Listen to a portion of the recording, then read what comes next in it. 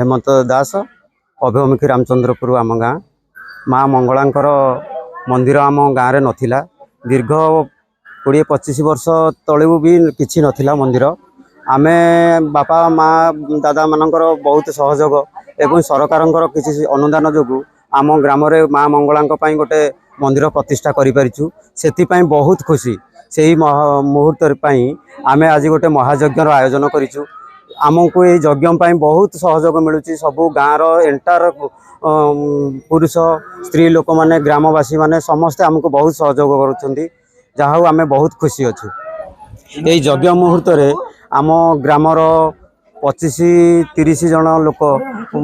पुरुष एवं स्त्री लोक मैंने आसी कलश यात्रा से मानसिक थिला से माने केमिति माँ मंगलांकर कलश यात्रा सामिल हेबे से माने बहुत सहयोग करिसेंती आमर ई नीलकंठेश्वर मंदिर पार्श्व जाइथिबा रत्नचिरा नदी रे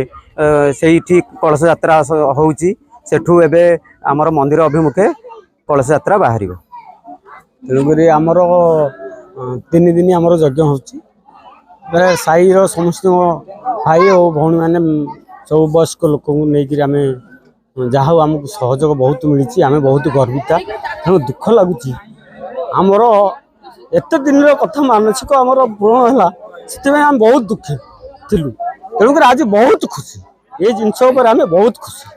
कहीं आम कल्पना कर बड़ अनुष्ठान आम कर जहाँ आम सब भाई छोटी भाई बड़ भाई समस्ते मिसिकी आम ये जिनसा कलु आम बहुत आनंद लगुच बहुत खुशी लगुच समस्त की नहीं